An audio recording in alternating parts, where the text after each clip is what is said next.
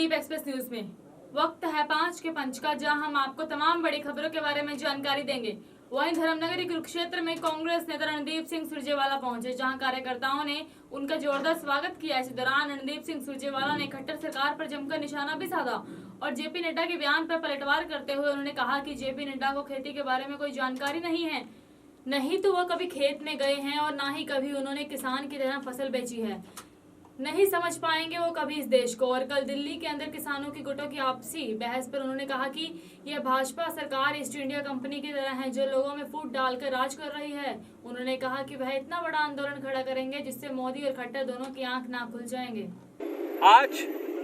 आज देश संकट में है, क्योंकि आज देश की मोदी सरकार देश की संसद में आज ही के इस काले दिन को तीन काले कानून लेकर आई है। किसान के खेत और खलिहान पर हमला बोला है। किसान के खेत खलिहान और खेती को कुछ मुट्ठी भर उद्योगपतियों की जोड़ी पर गिरवी रखने का षड्यंत्र किया जा रहा है। हमारे एससी बीसी के भाइयों जो मजदूर हैं, उनकी रोजी रोटी छीनने का षड्यंत्र किया जा रहा है। मंडी में दुकान करने वाले आड़तियों, तोलने वाले तोलों, मुनीम का काम करने वाले मुनीम भाइयों, ट्रांसपोर्टर का काम करने वाले ट्रांसपोर्टरों, शेलर का काम करने वाले छोटे छोटे उद्योगपतियों, उनकी रोजी रोटी पर हमला बोला गया है। कांग्रेस पार्टी कुरुक्षेत्र की इस पवित्र भूमि से जो किसानों का, मजदूरों का, आड़तियों का, गरीबों का जो संघर्ष शुरू हुआ था, अब कांग्रेस पार्टी आज संसद में इसका विरोध करेगी। तो वहीं आज 17 सितंबर को प्रधानमंत्री नरेंद्र मोदी के जन्मदिन पर सेवा सप्ताह के तहत रक्तदान शिविर का आयोजन किया गया, जिसमें मुख्य अतिथि के तौर पर बड़खल विधानसभा क्षेत्र से सीमत रेखा व रिलायंस क्लब की ओर से सामाजिक कार्यकर्ता आर.के. चिलानी ने शिरकत की।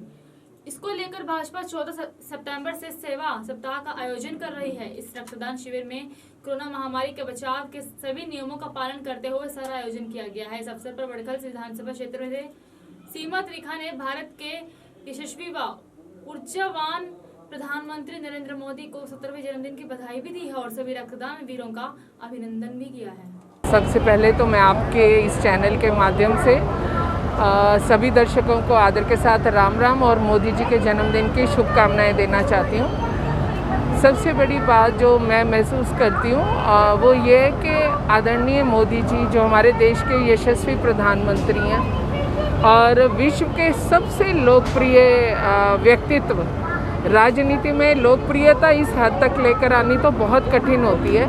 उन्होंने अपना मुकाम और देश का मुकाम विश्व में ऊपर तक लेकर के आए हैं। एक ऐसा व्यक्तित्व जो माँ भारती का सच्चा सपूत है। तो मैं तो आज उनके जन्म दिवस पर सबको एक ही बात कहना चाहती हूँ कि हम लोगों ने जो उन्होंने सिखाया कि राजनीति में सेवा को महत्व दो, ये सेवा के लिए है। और ब्लड डोनेशन एक ऐसी चीज़ है जो जातिवाद से, क्षेत्रवाद से, राजनीतिक दलों से, धर्म से ऊपर उठ करके मानवता का संदेश और मानवता की सेवा का संदेश देती है। और इस भयानक कोरोना काल में ब्लड की बहुत आवश्यकता है। तो हमने आज का दिन रक्तवीरों के नाम समर्पित किया है और उनके जन्मदिन पे इन सभी रक्तवीरों का आभार और अभिनंदन करती हूँ।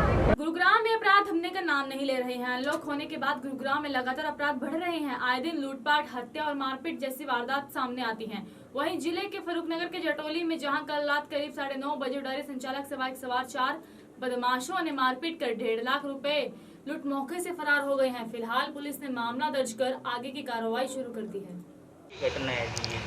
सर, ये कल रात की घटना 9 बजे के आसपास, और जो पटौदी से झटोला रोड जाता है ना, वो नियर बाय रेलवे ट्रैक के पास अंडरपास है, उसके पार मेरा घर है। तो जैसे अंडरपास के मैं एंटर करने लगा कि इतनी देर में 2 बाइकें आई, उस पर 4 बंदे सवार थे और ना कोई बात की उन्होंने, ना कुछ और किया। चलते ही टंप में मतलब रोड से मारने लग गए वो। फिर रोड से मारने के बाद फिर मेरा जो शीशा उसा फूट गया गाड़ी का। उन्होंने बैग छीनने की कोशिश की तो बैग तो वो नहीं छीन पाए, मतलब मैंने नीचे से पकड़ लिया। फिर वो राड मेरे को मारने लग गए और जब तक उन्होंने बैग छीन लिया जब तक वो मेरे को मारते ही रहे। और मारने के बाद बैग उनको पास आ गया, फिर वो बाइक पे बैठ के उल्टा पटौदी की तरफ ही भगाए। बैग में सर मेरा दुकान का चाबी था और मेरा कैश था दुकान का। कितना कैश? सर पूरे गिने हुए नहीं थे, लेकिन 1.5 लाख के आसपास थे। जहां पर एक और कोरोना के डर से ग्राहक घरों से बाहर नहीं निकल रहे हैं, वहीं दूसरी तरफ सब्जियां इतनी महंगी हो गई हैं कि रसोई का सारा बजट ही हिल गया है। मटर 180 रुपए किलो बिक रहे हैं और तो गोभी 60, अरबी 50, तो घिया भी 40 के पार हो गई है। वहीं सब्जियों का राजा कहा जाने वाला आलू भी 40 रुपए किलो बिक रहा है। जब हमने थोक और प्रचून विक्रेता से बात की तो उनका कहना था कि पंजाब में सभी सब्जियां हिमाचल, हरियाणा, यूपी से आ रही हैं और वो भी बहुत कम आ रही हैं। दूसरी ओर कोरोना के कारण माल भी कम आ रहा है। वहीं ग्राहकों ने कहा जितनी सब्जी पहले 250 रुपए लेकर आते थे, अब 400 से ऊपर लेकर जा रहे हैं। सब्जी क्या, अब तो इस कोरोना महामारी के कारण हर चीज ही महंगी हो रही है। पता नहीं, पीछे से बहुत कम माल आता है, इसी वजह से महंगा है। हर एक चीज़ महंगा है। जो चीज़ पहले 15 रुपए किलो मिलता था, प्याज जैसे 15-16 रुपए किलो का भाव था आज से 10 दिन पहले, और अभी ऐसा हालात हो गया कि मंडी 32-33 रुपए किलो बोल रहा है। तो हम लोग क्या, दुकानदार क्या कर सकता है? दुकानदार को अगर पीछे से सस्ता मिलेगा तो दुकानदार सस्ता बेचेगा, अगर महंगा मिलता तो महंगा बेचेगा। कौन कौन सी सब्जियों के रेट भाव बढ़ गए हैं? अभी हर एक सब्जी का समझ लो महंगा हो गया पूरा। मटर देखो, मटर पहले 80-90 रुपए किलो भाव था, आज का डेट में 200 रुपए किलो मटर का रेट है। टमाटर पहले 30-32 रुपए किलो था, मान लो 40 बिक जाता था। अभी ऐसा हालात है कि टमाटर मंडी 50-55 बोल रहा है, तो यहाँ 60 ही दिखेगा। फिर 2-4 रुपये दुकानदार कमाई करके बेचेगा कोई भी चीज़। क्या कारण मानते हैं? पीछे से माल बहुत कम आता है, पता नहीं, इसे लॉकडाउन के वजह से गड्डी गुड्डी कम चलती है। हर एक बहुत तरह का नई की दिक्कतें आ रही है गड्डी की वजह से। बहुत ज़्यादा जी, ਤੇ ਪਹਿਲਾਂ 50 ਰੁਪਏ ਦੀ ਇੱਕ ਫੈਮਿਲੀ ਦੀ ਸਬਜ਼ੀ ਆ ਜਾਂਦੀ ਸੀ, ਅੱਜ ਉਹ 100-150 ਹੁਣ ਪਹੁੰਚ ਗਈ ਹੈ। ਇੰਨੀ ਮਹਿੰਗਾਈ ਆ ਕਿ ਮਤਲਬ ਜਿਹੜਾ ਗਰੀਬ ਤਬਕਾ, ਚਲੋ ਮੀਡੀਅਮ ਤਾਂ ਫੇਰ ਖਾ ਲਾਂਗੇ, ਜੇ ਗਰੀਬ ਉਹ ਕੀ ਕਰਨਗੇ। ਦਿਨ ਬ ਦਿਨ ਮਹਿੰਗਾਈ ਵਧਣ ਦੇ ਨਾਲ ਮਤਲਬ ਪੰਜਾਬ ਦਾ ਸਮਝੋ ਸਾਰਿਆਂ ਦਾ ਹੀ ਬਹੁਤ ਜ਼ਿਆਦਾ ਨੁਕਸਾਨ ਹੋ ਰਿਹਾ ਵਾ। हरियाणा के परिवहन मंत्री श्री मूलचंद शर्मा ने कार्यकर्ताओं के साथ देश के प्रधानमंत्री श्री नरेंद्र मोदी जी के जन्मदिवस के उपलक्ष्य में केक काटा। परिवहन मंत्री मूलचंद शर्मा ने बल्लभगढ़ मंडल के सुभाष कॉलोनी में आयोजित कार्यक्रम में जनता को कोविड-19 से बचाव का संदेश भी दिया है। वहीं किसानों को लेकर आए अध्यादेश पर कहा कि देश के किसानों को फायदा कर रहा है और कांग्रेस सरकार किसानों व व्यापारियों को गुमराह कर रही है। प्रदेश में मुख्यमंत्री मनोहर लाल के नेतृत्व में लगातार विकास हो रहे हैं। उन्होंने कहा कि देश के प्रधानमंत्री आदरणीय नरेंद्र मोदी जी ने आज देश की सीमाओं की रक्षा के लिए बेहतर कार्य किए हैं। उन्होंने कहा कि प्रधानमंत्री नरेंद्र मोदी जी की उम्र हजारों साल हो, ऐसी कामना बल्लभगढ़ के लोगों ने ही नहीं बल्कि देश के लोगों ने भी की है। सारे भारत में 130 करोड़ लोगों ने बड़ी धूमधाम से मोदी जी का आज जन्मदिन मना रहे हैं और लोगों ने कहीं उसके नाम के पॉलीथीन को विदाई कर रहे हैं, कहीं आई कैंप है, कहीं ब्लड डोनेशन है, कहीं सफाई का अभियान है। और मोदी जी के जो संदेश है हमारी सारी दुनिया में उसका संदेश लेकर हर भारतीय काम कर रहा है। मैं सभी को मोदी के जन्मदिन की बधाई देना चाहता हूँ।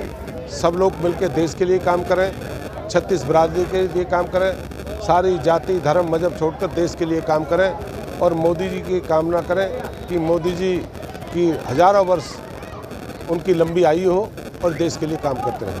5 का पंच देखने के लिए आप हमारी वेबसाइट deepexpressnews.com को ज्वाइन करें और साथ ही हमारे YouTube चैनल को लाइक भी करें, सब्सक्राइब भी करें और हमारे Facebook पेज पर फॉलो करें।